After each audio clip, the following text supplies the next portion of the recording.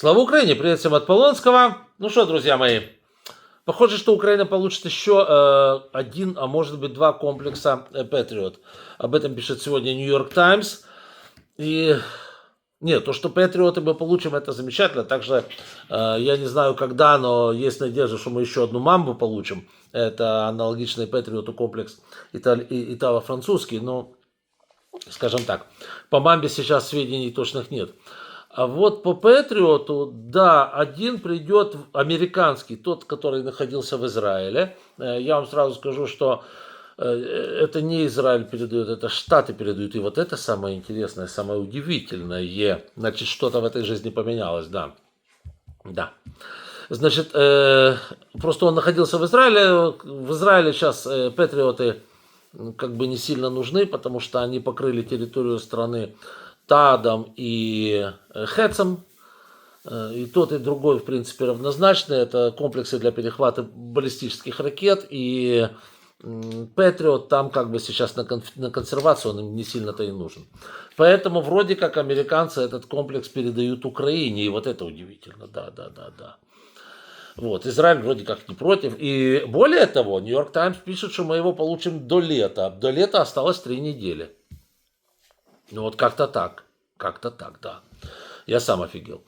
Еще, возможно, один комплекс мы получим от Германии или от Греции. Ну, трудно сказать, но в принципе возможно. Я вам скажу почему. Потому что греческий комплекс, он вообще-то в последнее время находился в Саудовской Аравии. Да. Он не Грецию защищал. И поэтому, в принципе, если американцы там сильно давят на греков, то, возможно, это и произойдет. Каждый такой комплекс, в общем-то, на вагу золота для нас. И, конечно, нам нужно быть благодарным за этот вопрос. Тут вопрос в другом. Вы посмотрите, что происходит. Тот самый Трамп, который слушать не хотел о передаче Украине какого-то оружия. Как только был подписан вот этот договор о редкоземельных металлах, плюс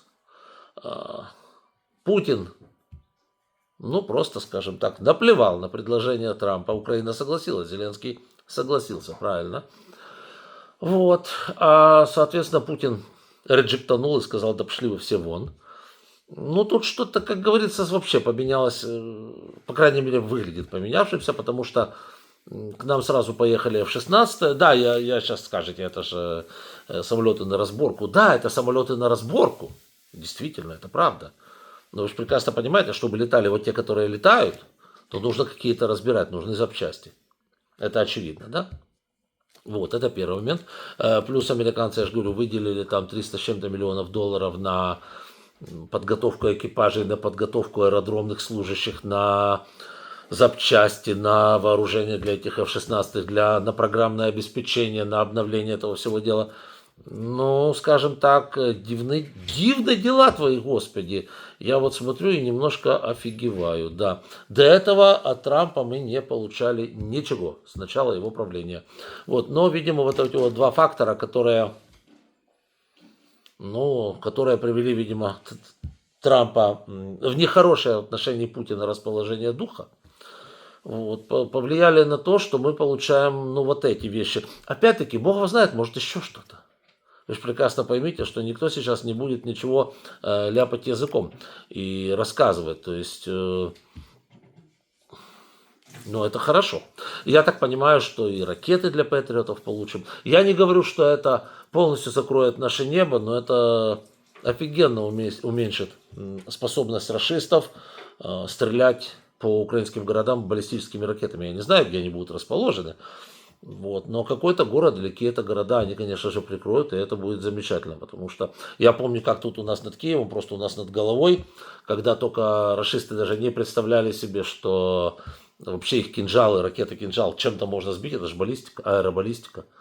Вот. А их 6 штук шлепнули прямо над Киевом за один вечер. Это было круто, так что дай бог, как говорится, дай бог Теляти Вовка съест, и в этом плане тоже. То есть, офигенно, ребята. Да, президент Зеленский приехал в Чехию, и там предстоят очень интересные переговоры, точнее, они уже идут. Давайте только не вспоминать про Словакию и Фицо. Не, Словакия, ничего страшного, а вот Фицо, конечно, Я уже о нем все, что мог, высказался в другом видео, не буду сейчас. Да, а вот чехи наш союзник. И тут Зеленский тоже очень интересно выразился. Он так сказал, ну, во-первых, приехал сказать спасибо за то количество снарядов, артснарядов, которые чехи организовали для Украины.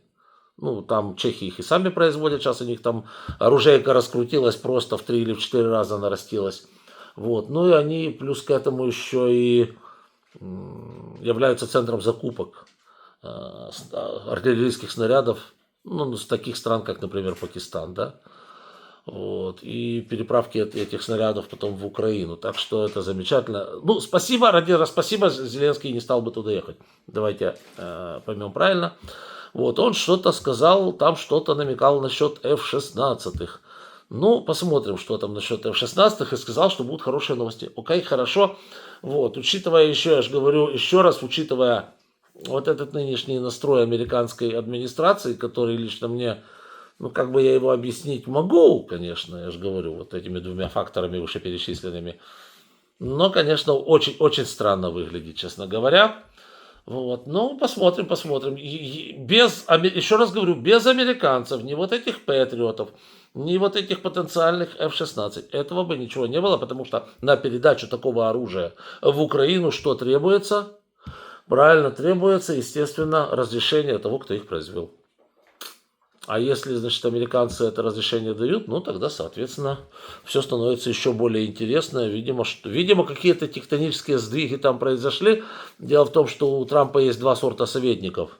Одни, которые предлагают Украину бросить, что называется. Но это дураки, потому что, бросив Украину, Америка получает... Америка сама себе такую оплеуху делает, что с ней просто больше никто не будет иметь дела после этого. Вы же поймите правильно. Вот, это первый вид советников. Но и есть второй вид советников. Это типичные республиканцы, которые против Путина, которые против России. Понятное дело, что, может быть, они не за Украину. Никто с этим не спорит. Но они не хотят позора для Америки. Вот этого позора, который был после того, как они сдали Южный Вьетнам. Вот этого позора, который был, когда они... Ну, Афганистан это просто мега позорище. Это было окей, это не Трамп виноват, хотя тоже частично. Но все это видели, все это все прекрасно знают. Вот. И еще один такой позор, уже Америка, ну, она бы пережила, конечно, но вот союзников бы потеряла, потому что все бы посмотрели и сказали, да нет, с этими ребятами иметь дело, это самое последнее дело в мире. Лучше с ними дело не иметь. Вот. И таким вот образом, судя... Да, и личный духовник Трампа, он же там, у них церковь своя и так далее, он был в Киеве, здесь в Украине был, ездил в Бучу, смотрел на разбитые дома в Киеве и так далее. Он проникся этим делом, вернулся туда, выступал по телевидению, кстати. Вот, и, судя по всему, в том числе и после общения с ним, он очень проукраинский. Трамп, видимо, постепенно меняет свою позицию, потому что, ну, если бы он не поменял свою позицию, то вот всего этого, о чем я сейчас рассказываю, тупо не было бы.